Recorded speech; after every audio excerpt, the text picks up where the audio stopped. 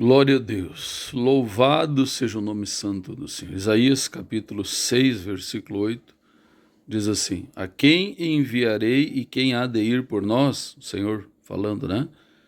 Então disse eu, profeta Isaías aqui, eis-me aqui, envia-me a mim.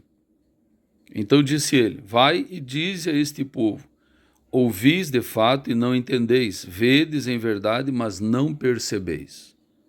Engorda o coração deste povo, torna surdos os seus ouvidos, fecha-lhes os olhos, para que não veja com seus olhos e não ouça com seus ouvidos, nem entenda com seu coração, nem se converta e seja sarado. Então disse eu, até quando, Senhor? E respondeu, até que sejam desoladas as cidades e fiquem sem habitantes, as casas sem moradores, e a terra seja de todo assolada.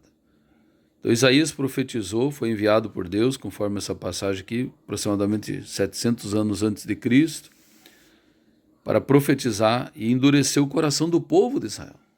À primeira vista parece algo injusto, parece algo, mas em outro versículo diz que essa dureza veio porque eles receberam de mau grado a palavra de Deus.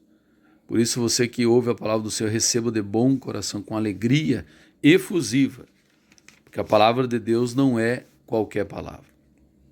Marcos capítulo 3, versículo 5, o próprio Senhor Jesus sofreu na pele a dureza de coração do povo de Israel.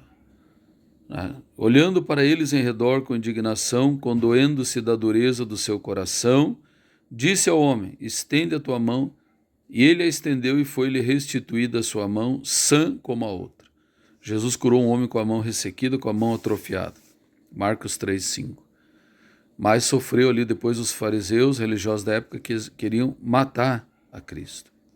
Procuravam ver como o mataria, por causa desse milagre no sábado. Ou seja, a lei se tornou uma armadilha, endurecendo o coração do povo de Israel.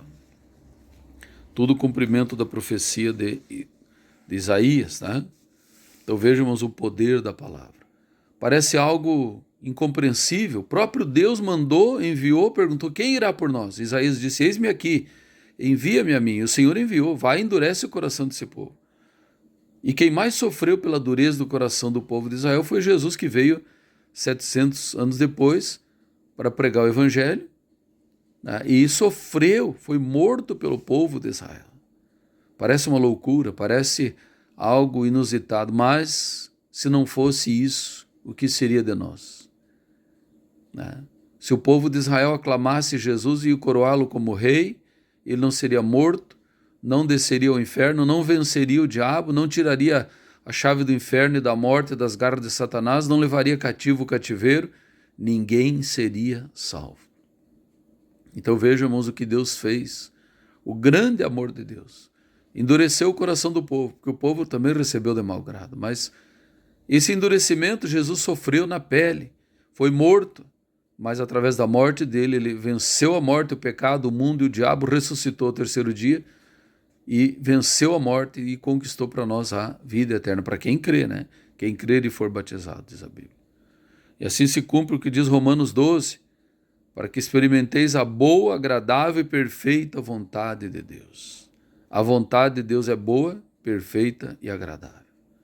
Por mais que pareça incompreensível.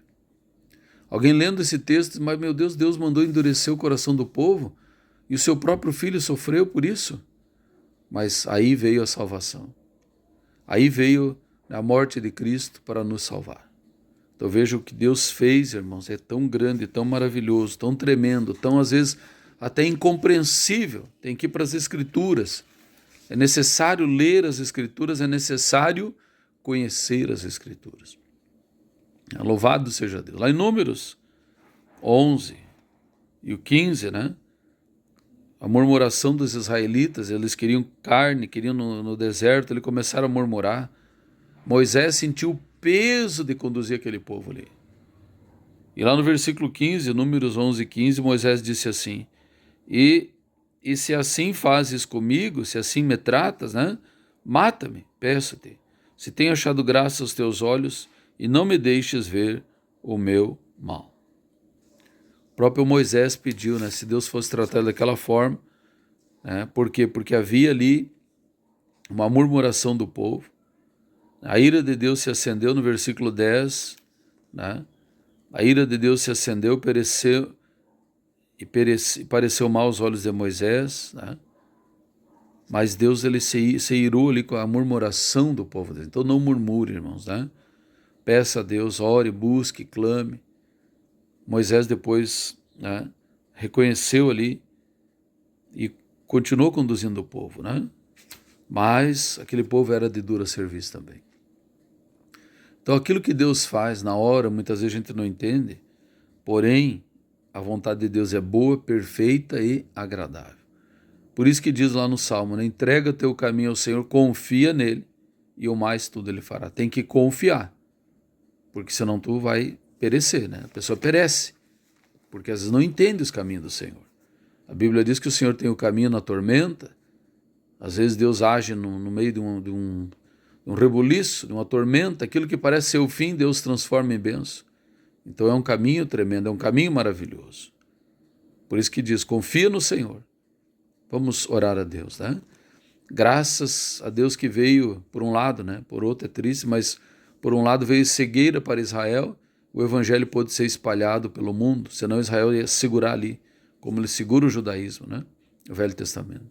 Eles ainda estão no Velho Testamento, para eles o Messias ainda não veio. E vai vir um anticristo, eles vão achar que é o Messias, serão enganados, traídos, e aí sim, no meio da tribulação, vão se acordar para o verdadeiro Cristo que veio há 2000 anos atrás. É obra maravilhosa de Deus.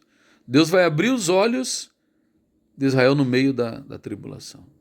Por isso que diz, né, que o Senhor abre os olhos, né, no meio das tribulações. Ele se revela no meio, às vezes, da prova. A pessoa está mais atenta, mais quebrantada, o seu orgulho caiu por terra. Deus não faz nada sem propósito.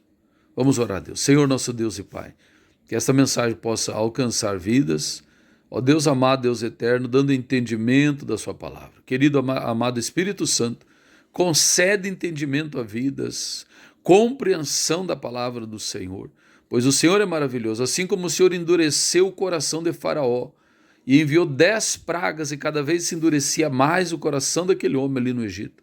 Parece algo até incompreensível, mas através da dureza de coração de Faraó, Deus operou milagres, pessoas se converteram, o povo de Israel foi liberto e as maravilhas do Senhor se manifestaram ali.